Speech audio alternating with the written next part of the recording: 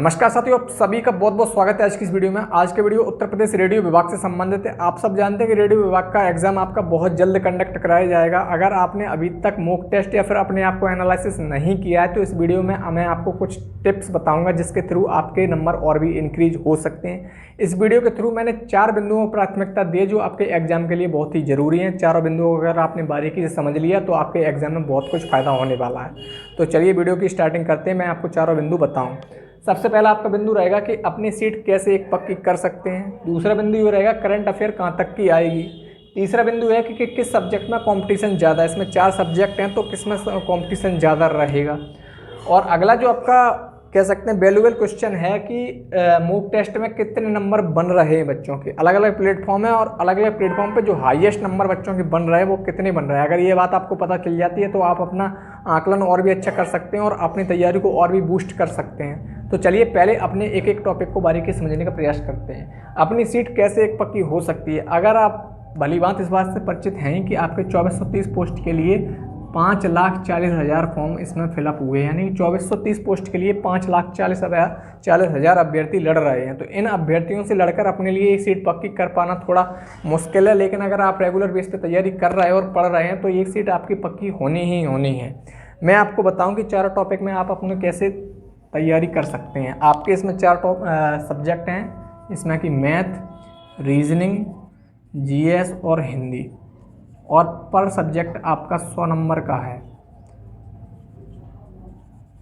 अब मैथ में आपको क्या है कि अगर आप देखें कि वैकेंसी आई और आज का समय 1.5 साल हो चुका है। अगर आपने तैयारी की होगी तो ऑलमोस्ट सिलेबस तो आप पूरा कर चुके होंगे।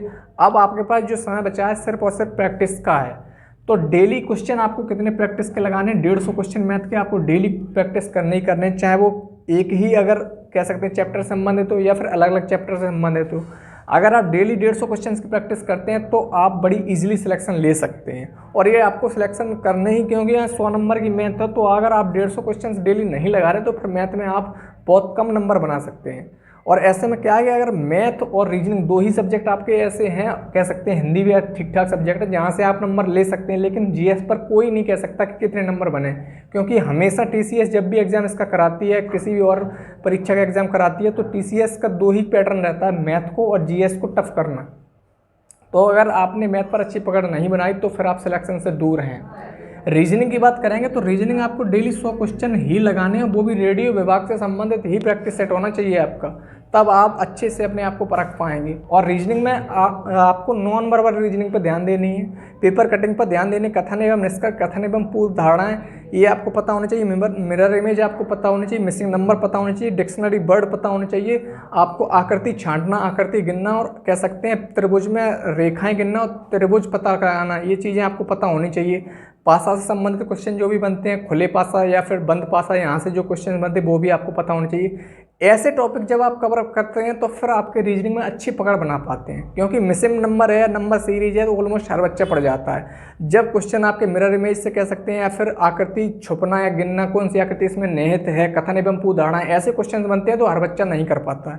तो यहाँ थोड़ा कंपटीशन लेवल कम या ज़्यादा हो सकता है, बाकी सब बराबर रहेगा। जीएस की बात करें तो आपको पता होगा कि इसमें 60 और 40 का आंकड़ा है, यानी कि 40 नंबर की अकेली आपकी फिजिक्स पूछी जाएगी।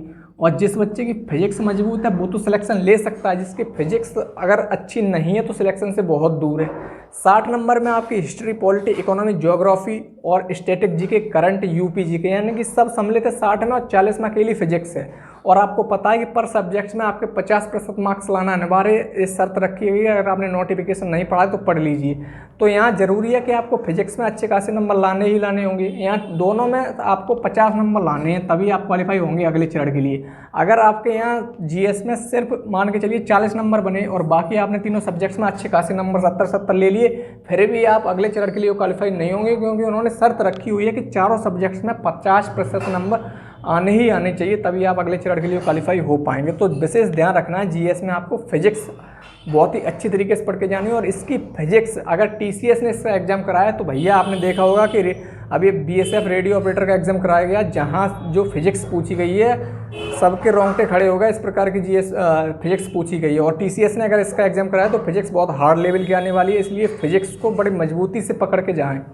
हिंदी की बात करेंगे तो हिंदी में अगर आपने लूसेंट से तैयारी कर रखी है तो हिंदी में 80 से 85 क्वेश्चन बड़ी इजीली आप ले सकते हैं, क्योंकि आपने यूपी पुलिस कांस्टेबल का सिलेबस देखा हो या उसका पेपर ही दिया हो तो आप देख सकते हैं 37 नंबर की जहाँ हिंदी पूछी जाती है बच्चे वहाँ 35 नंबर बड़ी ईजिली ले जाते हैं, क्योंकि इसका सिलेबस बहुत ही कह सकते हैं छोटा सिलेबस है और अच्छे तरीके से आप पढ़ सकते हैं। कोई ऐसी चीज़ नहीं है जहां आपको दोबारा पढ़नी हो, जैसे कि आपने ग्रामर कंप्लीट कर ली, यहाँ आपको रचना कंप्लीट कर ली, पुरस्कार कंप्लीट कर लिए, तत्सम तद्भव उपसर्ग प्रत्यय और पर्यायवाची एकार्थी अनेकार्थी विलोम कह सकते हैं उपसर्ग प्रत्यय, ये सब्जेक्ट में है आपके तो बड़े इजीली आप कंप्लीट कर सकते हैं। क्वेश्चन बन कैसे सकते हैं हिंदी में ये आपको पता होना चाहिए, क्योंकि ये सब्जेक्ट तो आप टॉपिक तो कवर कर लेंगे। जैसे कि अगर आपसे ये क्वेश्चन पूछ लिया हिंदी में, एग्जांपल के तौर पे बताऊं कि वेणु, रेणु और करेणु इन तीनों का अर्थ उसने पूछ लिया, बाकी ये हैं तो पर्यायवाची, लेकिन तीनों का अर्थ पूछ लिया कि क्या क्या अर्थ है। अब आपने तो पढ़ा है कि पर्यायवाची हैं, लेकिन बहुत से अभ्यर्थी ऐसे होंगे जो इस वीडियो को अभी वर्तमान स्थिति में देख रहे हैं, उनको नहीं पता होगा कि तीनों का अर्थ क्या क्या है, तो ऐसे क्वेश्चन भी पूछ लिए जाते हैं। कभी कभी वो आपसे विलोम भी पूछेगा तो विलोम बहुत हार्ड पूछता है, आगम का विलोम क्या हो सकता है, अब बताइए आगम का विलोम क्या हो सकता है। अगर पुरस्कार से संबंधित क्वेश्चन पूछेगा तो बहुत से अभ्यर्थी ऐसे होते हैं जो पुरस्कार तो पढ़ जाते हैं लेकिन उन्हें ये नहीं पता रहता है कि पुरस्कार से किस प्रकार क्वेश्चन को घुमाया जा सकता है। जैसे साहित्य अकादमी पुरस्कार है, अब आपको पता होगा कि किस कवि को किस वर्ष दिया गया, लेकिन वो पुरस्कार से संबंधित इस प्रकार क्वेश्चन पूछेगा साहित्य अकादमी पुरस्कार जो है वो किस वर्ष नहीं दिया गया।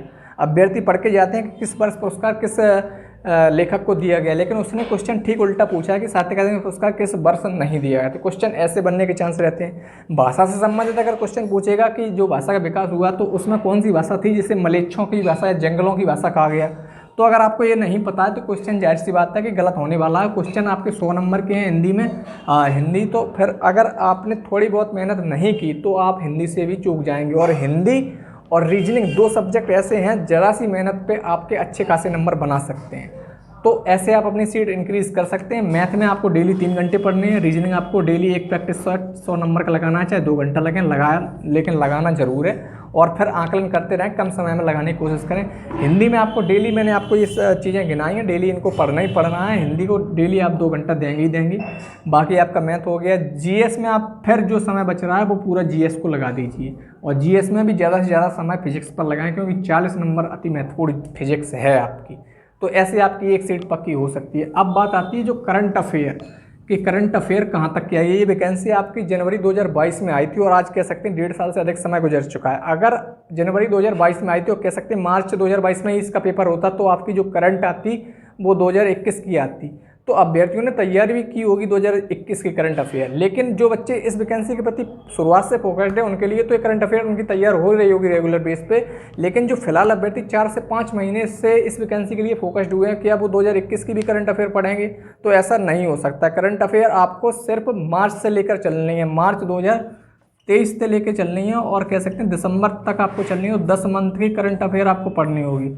करंट अफेयर कैसे पढ़ें और कहाँ से पढ़ें, इससे रिगार्डिंग मैंने अपने चैनल पर एक वीडियो बनाया हुआ है, जहाँ आप चैनल के प्ले बटन में जाकर देख सकते हैं किस यूट्यूब चैनल से पढ़नी है। और मैंने आपको 5 यूट्यूब चैनल बनाए जिनके अच्छे खासे सब्सक्राइबर हैं और अच्छे खासे व्यूज भी आते हैं, वहाँ से आपकी स्टैटिक जीके भी कवर होगी, तो आप वहाँ से करंट अफेयर को बड़ी ईजिली पढ़ सकते हैं और अच्छे खासे नंबर ले सकते हैं। क्योंकि यहाँ आपको 100 नंबर की जीएस देखने को मिल रही है, तो करंट अफेयर लगभग 10 से 15 क्वेश्चन देखने को मिलेंगे, तो ये क्वेश्चन आपके बहुत महत्वपूर्ण है, इन्हें ना छोड़ें।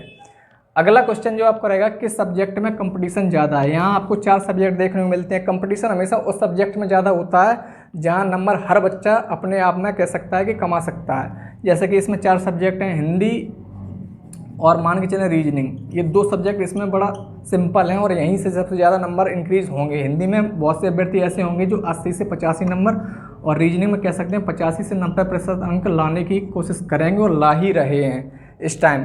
हिंदी में अगर आपने थोड़ी बहुत भी रेगुलर बेस पे मेहनत की है, लूसेंट से पढ़ लिया या एग्जाम कार्ड से पढ़ लिया, डॉक्टर के आर मैया से पढ़ लिया, पृथ्वीनाथ पांडे से पढ़ लिया या हरदेव बारी से पढ़ लिया, तो यहाँ आपके नंबर आसानी से बन जाएंगे। यहाँ थोड़ा आपको ग्रामर पे मजबूती पकड़ बनानी पड़ेगी, और रीजनिंग में टीसीएस अगर एग्जाम कराती है तो दोनों ही सब्जेक्ट आपके बड़े सिंपल आएंगे, तो यहाँ आप आसानी से 80 से 85 नंबर ले सकते हैं, और ये ही दोनों सब्जेक्ट आपके सिलेक्शन के लिए भी अग्रिम स्थान बनाएंगे।